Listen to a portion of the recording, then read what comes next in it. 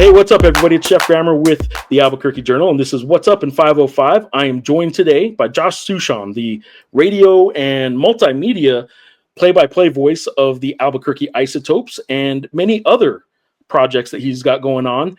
Josh, welcome. Are you ready for 5 minutes of the hard-hitting Geoff Grammer, the type of stuff that only I can hit you with, the type of questions that people are get nervous about and shaking their boots about? Let's do it. I can't wait. Let's go. I'm hitting the timer now.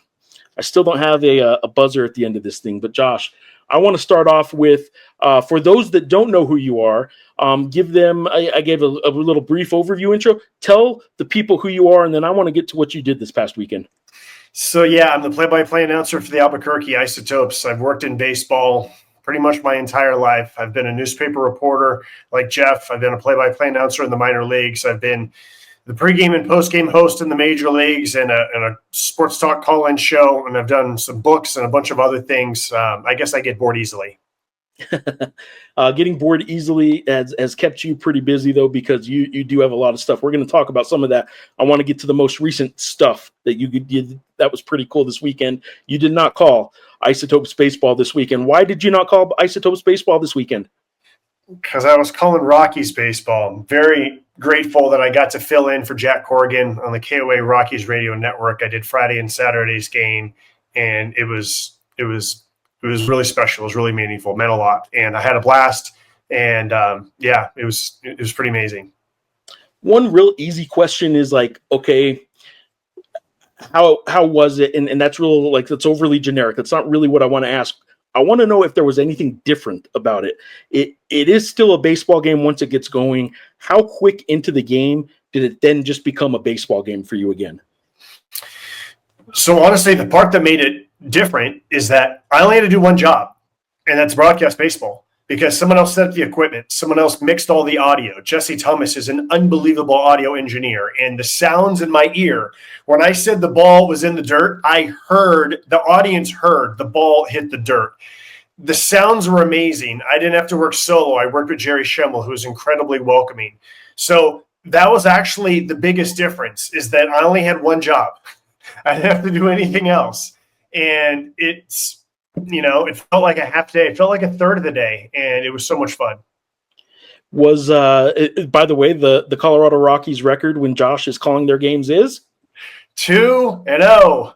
That's right. That is this year's Colorado Rockies have never lost a game when Josh is on the call. And I think you need to make sure you let Shafe know about that. How was that part of it, knowing and how much easier did it make knowing a Warren Schaefer, the manager, a Jordan Pacheco, the hitting coach, a Kevin Collins, a former colleague and good friend of yours? How easier was it because of those? I wasn't nervous. I really wasn't. Even the preparation, it felt like a class reunion. Daryl Scott's the pitching coach. Heath Townsend's athletic trainer. Dustin Garneau's a bullpen catcher. I know 22 of the 26 Rockies because they had played for the Isotopes.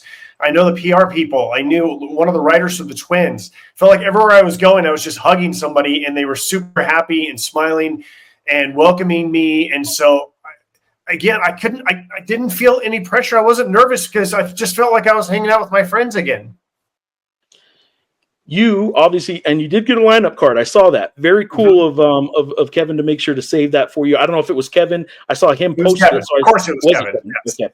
I saw him post the picture, so I thought it was him, but of course it was Kevin. Well, that's cool. And good on Kevin for doing that, and good on you for that experience, because I will say it, you're a big league radio guy right now, just happened to be at a AAA park, and that just happens to be where you're working right now, but you are a big league guy.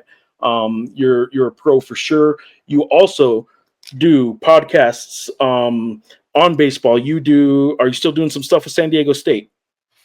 Yeah, I host a journalism podcast for San Diego State. I have a YouTube channel. It's called Crafting the Call with Jesse Goldberg-Strassler, where we really dive into what it means to be a baseball announcer. It's made both of us better. I know it's definitely made me better. And then I also write on Substack because, again, I get bored easily.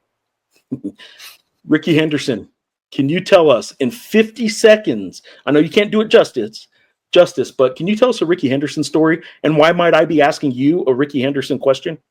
Well, I grew up near Oakland. Rickey Henderson was my favorite player.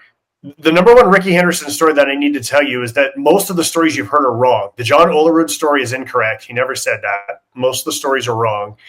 My favorite Rickey Henderson story is actually just being a kid and being in the stands and seeing him wave at me. And I always thought that he just knew me and he was waving at me. And then I realized later that no, he's waving at everybody in the stands. That's just who Rickey was. If someone called out his name, he'd look over and wave at him. So that's really my favorite part. It's just that Rickey waved at everybody, including me, numerous times. Rickey Henderson is a one of a kind. He's the best. We are about to hit the final buzzer here, Josh. But excuse me, San Diego State. How good are they going to be this year? I know you're a big hoops fan. I don't like how the football team is going to be, but basketball, my only concern is we still don't have the alpha, right? We got a whole lot of guys. If somebody gets hurt, we got a lot of depth. But we still don't have that alpha who gets the ball, minute to go, get out of my way, he's going to win the game. But I'm very excited about overall depth and what Dutch has done to retain guys and bring guys in. You should be excited. I agree with you. I think this year they could be pretty darn good from start to finish. So Josh Suchon, thank you so much for doing this. 505 goes quick when you're with a pro, and you are absolutely a pro. So thank you very much, Josh.